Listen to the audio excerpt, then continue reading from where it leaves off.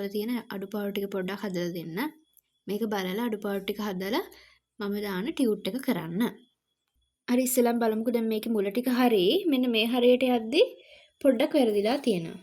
මෙන්න මේකේ මේ ගණන් ටිකේ මේ බලන්නකෝ. මෙතන ෆෝම් m මයිනස් මයිනස් කියලා දෙකක් තියෙනවනේ. එතකොට මයිනස් මයිනස් දෙකක් තියෙද්දි කොහොමද කරන්න කියලා බලමු. දැන් ඒකේ අන්තිමටම ඇවිල්ලා තියෙන්නේ මෙන්න මේ වගේ එකක්.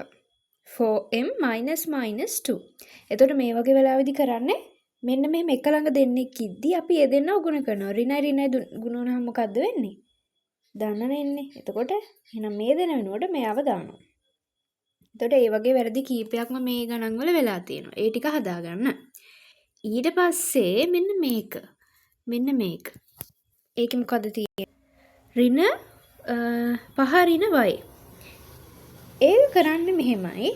ඍණ කියන එක හරියට අපි ඉලක්කමක් එළිය වරහන ඇතුලේ වරහනින් පිට ඉලක්කමක් තියෙද්දි මොකද කරන්නේ? ඒ පිට තියෙන ඉලක්කමෙන් ඇතුලේ තියෙන ඉලක්කම් වෙන වෙනම ගුණ කරනවානේ. ඒතර ඒ වගේමයි මේකෙදිත් කරන්නේ. ඍණ ලකුණ එළියෙන් තියෙන්නේ. එතකොට මේ ඍණ එකෙන් ඇතුලේව ගුණ ගන්න. එතකොට මෙතන ඍණ 5න් වැඩි කරාම මොකද්ද? ඍණ මේක නිකන් ඍණ 1 තියනවා වගේ. ඍණ තියනවා කියන්නේ ඍණ 1 තියනවා වගේ. එතකොට ඍණ 1 ධන 5න් වැඩි වුණාම මොකද්ද වෙන්නේ? ඍණයි ධනයි ඍණ 5යිනේ. පළවෙනි එක්කෙනා ඊට පස්සේ උන මැද ලකුණ ලියනවා. ඊට පස්සේ මොකද්ද කරන්නේ? ඍණ 1 y ගෙන් වැඩි කරනවා. එතකොට ඍණ y එනවා. ඊළඟට මොකද්ද වෙන්නේ? අර කලින් කරපු සිද්ධිය මොකද්ද? මෙන්න මේ දෙන්න වෙනුවට ඍණයි ඍණයි ගුණ කරලා ධන කියලා ලියනවා. ඒකට අන්තිම උත්තරේ මෙන්න මෙහෙමයි එන්න ඕනේ මේ මෙන්න මේකට. ඍණ කියන්නේ ඍණ 1 වගේ කියන එක තමයි. දැන් උදාහරණයක් විදිහට ගන්නකෝ ඍණ y කියන එක. ඍණ y කියන්නේ මොකද්ද? මේක ඍණ 1y. අපි කවදාවත් මෙහෙම 1 කියන එක ලියන්නේ නැහැ. ඒක තමයි මේ සාමාන්‍යයෙන් පාවිච්චි කරන ක්‍රමය. එතකොට මේ ඍණ කියන එක නිකන් තියෙන එකෙන් අදහස් වෙන්නේ මේක ඍණ 1යි කියන එක.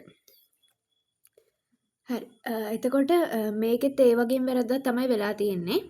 ඊට පස්සේ මේවා මේ වැරදිමත් නෑ. හැබැයි මේක ලියලා තියෙන විදිහ වැරදි. කියන්නේ උත්තරේ හරි ඒ වුණාට ලියලා තියෙන විදිහ වැරදි. ඒකේ වැරද්ද අපි බලමු. මේකේ ලියලා තියෙනවා xa x2 කියලා. එතකොට මෙන්න මේක මේ විදිහට ලියන්නේ නෑ. හේතුව තමයි අපි හැම වෙලේම මෙන්න මේ වගේ variables වල ඉලක්කම ඉස්සරහින් ලියනවා. ඒ කියන්නේ අපි x x එකතු කරොත් මොකද්ද ලියන්නේ? 2x. ඒ කියන්නේ දෙක හැම වෙලෙම ඉලක්කම හැම වෙලාවෙම ඉස්සරහින් ලියන්න ඕනේ. ඊළඟට x වැඩි කරනවා 3ෙන්. එතකොට x3 නෙවෙයි. මෙන්න මේ විදිහට ලියනවා මම ගොඩක් තැන්වල ඒවා දැකලා තියෙනවා. ඒක ආයෙත් කරන්න එපා කිසිම තැනක. මේක වැරදි. 3x කියලා තමයි ලියන්න ඕනේ. එතකොට මේකෙත් මෙන්න මෙහෙම ලියන්නේ නෑ. ඒක වැරදි. xa 2x. ඒ විදිහටයි ලියන්නේ. මේ හරියේ ගොඩක් ගණන් වල ඒ වැරද්ද කරලා තියෙනවා ඔයා. ඒ ටික පොඩ හදාගන්න. ඊට පස්සේ මේ ආදේශ කරලා උත්තර ලියන්න තියෙන්නේ මෙන්න මේකේ මේ +2 තමයි දාලා තියෙන -2 වෙනකොට. ඒක හදාගන්න තුන්වෙනි ගානේ y ගේ වැලියු එක -2. ඊළඟට මෙන්න මේ ගණන් හදන විදිහ මම ඔයාලට කියා දුන්නා. මම කොකටත් ආයි මතක් කරලා දෙන්නම්. ඒ ගණන් ටික ආයි හදලා දාන්න මට හතරවෙනි ගාන හදලා නැති නිසා. හරි ඔන්න එක ගානක් මම කියා දෙනවා. මේ ගාන හොඳට අහගන්න. මේ කොහොමද හදන්නේ?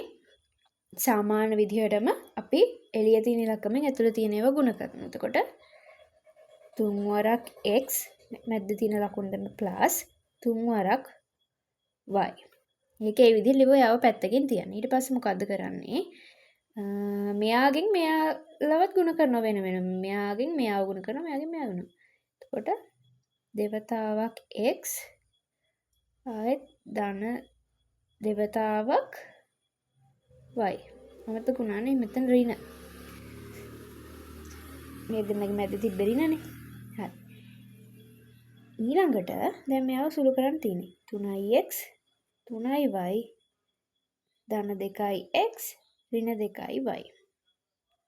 ඊළඟට මොකද්ද කරන්න තියෙන්නේ? එක જાතිය කට්ටියව එක ළඟට ගන්න ඕනේ. 3x 2x එක ළඟට ගත්තා. 3y මේ දෙන්නම එක ළඟට ගත්තා. දැන් 3යි 2යි 5යි x 3න් 2ක් මෙන්න මෙහෙම ලියනවා. මේ විදිහට මට 4 වෙනි ගාන ඔක්කොම හදලා දාන්න. ඊට අමතරව මම දෙන ටියුට් එකේ ගණන් ටිකත් හදලා දාන්න.